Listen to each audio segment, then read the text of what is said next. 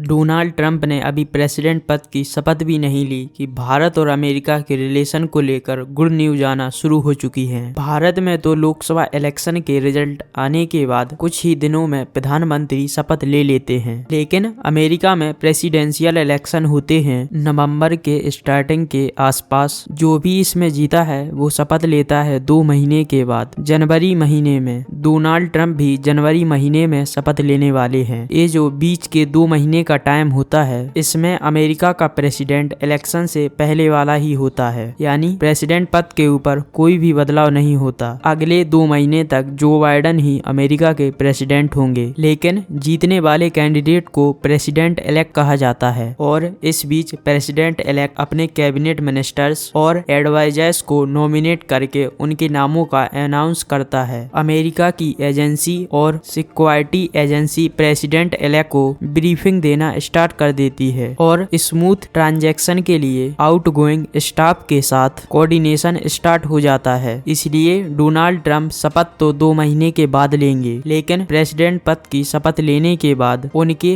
पहले स्टेप्स क्या होंगे उसके ऊपर डिसीजंस अभी से स्टार्ट हो गए हैं। जो बाइडेन ने तो खैर भारत सरकार को काफी दुखी किया था। स्टार्टिंग के 2 साल तक भारत में कोई भी अमेरिका ने अपना एम्बेसडर नियुक्त नहीं किया था और जाते जाते खालिस्तान मुद्दे पर भारत को टारगेट किया। उससे पहले भारत में होने वाली क्वाड मीटिंग को कैंसिल भी कर दिया था। लेकिन डोनाल्ड ट्रंप के जीतने के बाद भारत के लिए गुड न्यूज आना स्टार्ट हो चुकी है। दरअसल डोनाल्ड ट्रंप का जो पहला टर्म था वो साल 2017 से 2021 का था। उस वक्त भारत और अमेरिका के बीच काफी सारी डील साइन हुई थी, काफी सारे एग्रीमेंट भी साइन हुए थे, लेकिन कई सारी नेगोशिएशन और डील्स को लेकर बातचीत भी स्टार्ट हुई थी, जो कि डोनाल्ड ट्रंप के पहले कार्यकाल में खत्म नहीं हुई थी। लेकिन साल 2021 में जब जो बाइडेन अमेरिका के प्रेसिडेंट बने, वो सारी नेगोशिएशन और बातचीत बीच में ही रुक गई। फिर नेगोशिएशन की स्पीड बिल्कुल स्लो हो गई थी, उसके ऊपर कोई भी फैसला नहीं हुआ। लेकिन अब डोनाल्ड ट्रंप का दूसरा टर्म स्टार्ट होने जा रहा है, इसलिए अब सारे ऑफिशियल दोबारा से पुराने डील्स, एग्रीमेंट और बायलैटरल रिलेशन की बात कर रहे हैं। रेफरेंस के लिए आपकी स्क्रीन पर एक आर्टिकल शो हो रहा होगा। भारत के फॉर्मर सेक्रेटरी अमेरिका में एम्बेसडर हर्षवर्धन ने एक स्टेटमेंट दी है, जिसमें उन्होंने कहा है कि डोनाल्ड ट्रंप के दोबारा अमेरिका का प्रेसिडेंट बनने के बाद भारत और अमेरिका के बीच फ्री ट्रेड एग्रीमेंट की संभावना और भी कई गुना बढ़ चुकी है।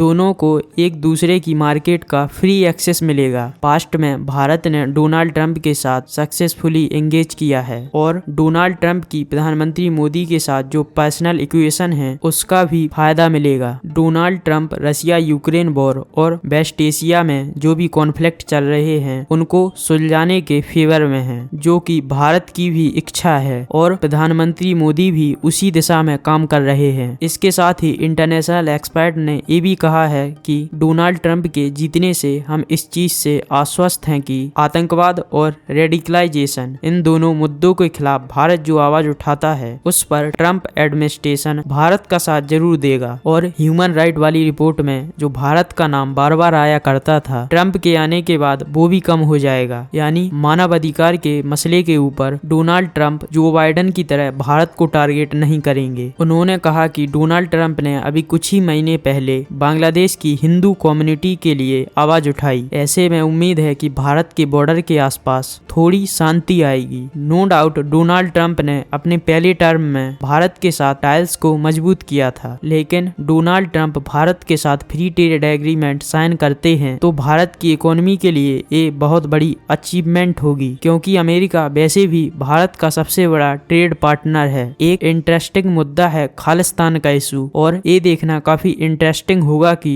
डोनाल्ड ट्रंप खालिस्तान वाले मुद्दे पर कैसे रिएक्ट करते हैं। आपको क्या लगता है कि डोनाल्ड ट्रंप खालिस्तान वाले मुद्दे पर भारत के साथ कोऑपरेट करेंगे, हाँ या ना? कमेंट सेक्शन में अपनी राय जरूर बताइएगा। अगर आपको वीडियो पसंद आई है तो एक लाइक कर चैनल को सब्सक्राइब जरूर करें। जय हिंद, वंदे मातरम।